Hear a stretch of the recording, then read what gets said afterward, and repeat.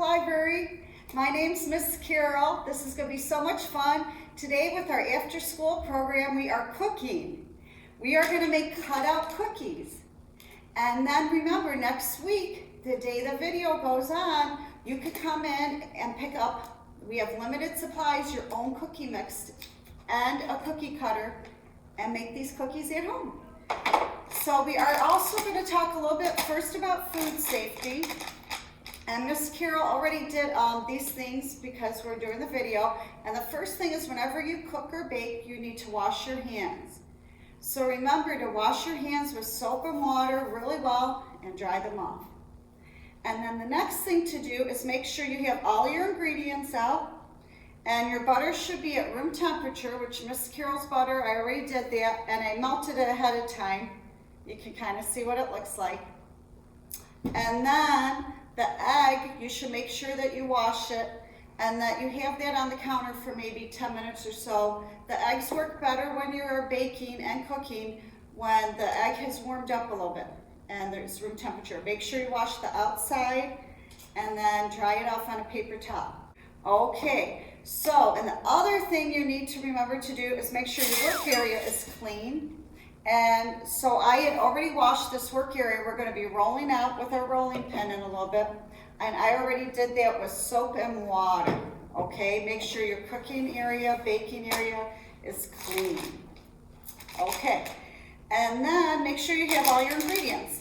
So normally when you have a cookie mix or a brownie mix or cake mix, or if you're making macaroni and cheese, even from the box, you turn it over and you have the ingredients and directions on the back or the side. Okay, so here it says we are going to pour the mix into the bowl. And because we're making cutout cookies, we're going to add a little flour. It tells you to add 3 tablespoons. And for baking, it's really important to measure. Okay, so Miss Carol has measuring spoons right here.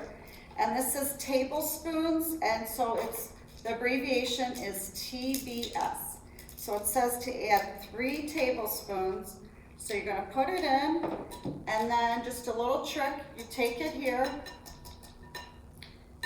put it in, make sure it's level, so you fill it up, and then make sure it's level, put it in. Fill it up, make sure it's level, and put it in. Yeah, a little bit.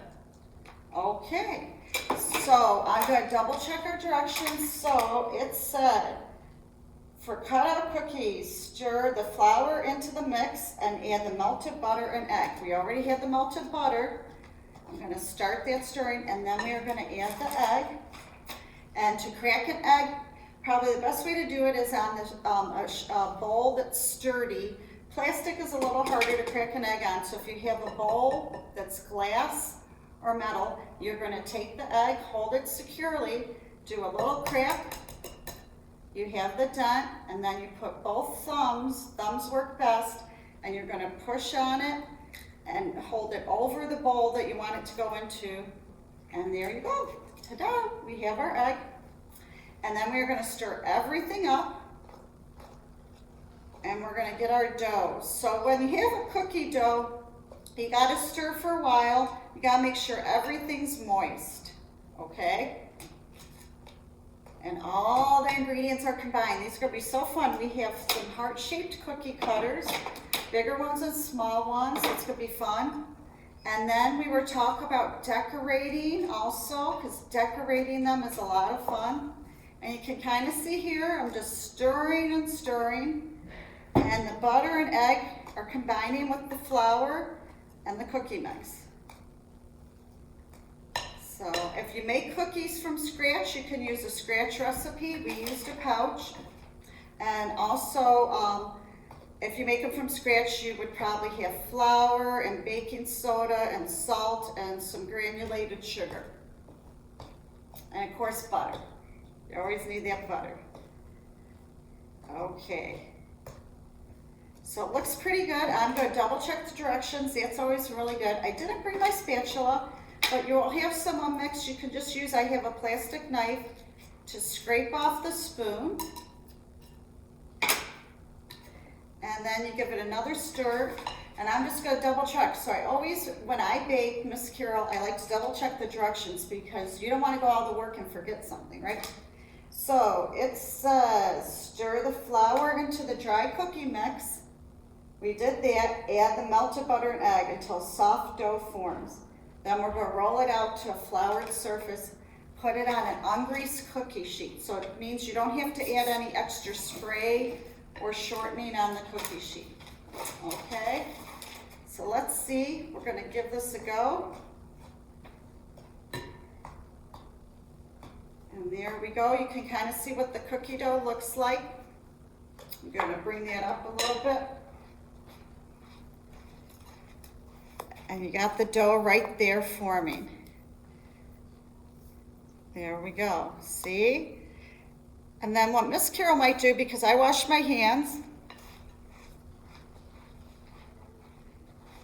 you can always take a little bit, and you can use food gloves, or if you washed your hands and make them from home, and just grab a little bit of the dough, pat it up. You're gonna do this, because we're gonna end up rolling it out, so I'll come show you what this looks like.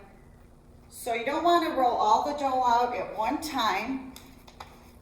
So right here, you get like a little, maybe a baseball size of dough. And then you are gonna take some flour, and on a clean surface, this would be like your kitchen counter at home, you're gonna sprinkle some flour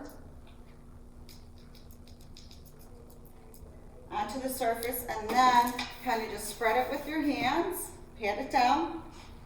And you're going to take the dough, so we're going to double check our directions again. And let's see, it says roll dough onto floured surface and then cut. So we're going to take, and then what Miss Carol does, I found this from my mom, that it works, is you take a little bit of flour right onto the rolling pin. And you can see, Miss Carol's going to get her shirt a little messy. So I have my apron, and at home for the boys and girls and parents even, grandmas and grandpas, put on an old shirt if you would like, an apron, so it doesn't get too messy. Then you're gonna take the dough right here, and you're gonna roll it out. Okay, so what you wanna do is probably, I don't know if it said to 1 inch thickness, but that's pretty normal. And to cut with a 2 inch cookie cutter, so about closer to a 2 inch thickness. And you can see some of the dough will stick to the rolling pin. That's okay. And then we're going to take our cookie cutter, and I like this heart, and then you press down. Oh, and I put it right in the middle. That's okay. If you want to get more out, you can maybe do it towards the edge. And then you can use a plastic knife, works well. And you have your heart. Ta-da, right here. I'm gonna come around and show you. So and then you place that on the cookie cutter, on the cookie sheet, right there.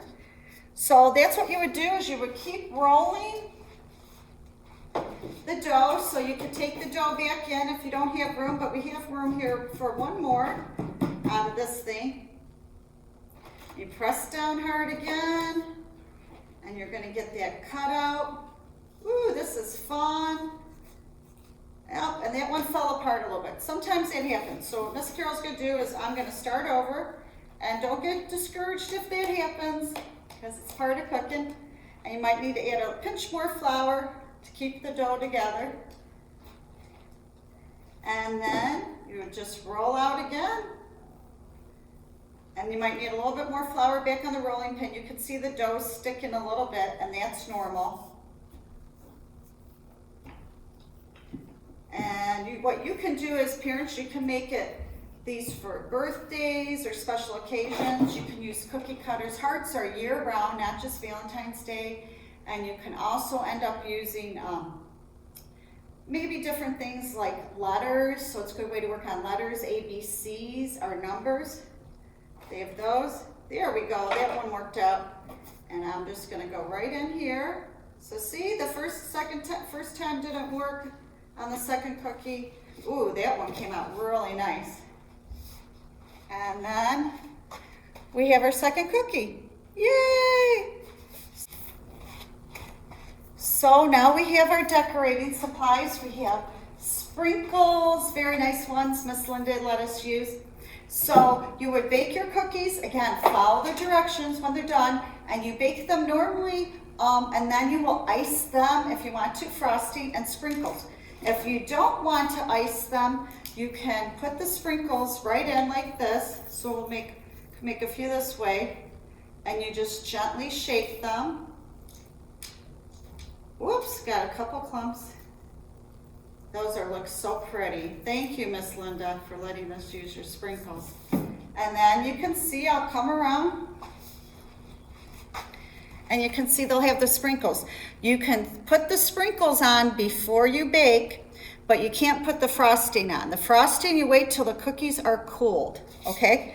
So if you're interested in decorating with just sprinkles, you can put those on and they'll bake right in. And then you always follow the directions. We have our packet, so I'll recommend what oven temperature.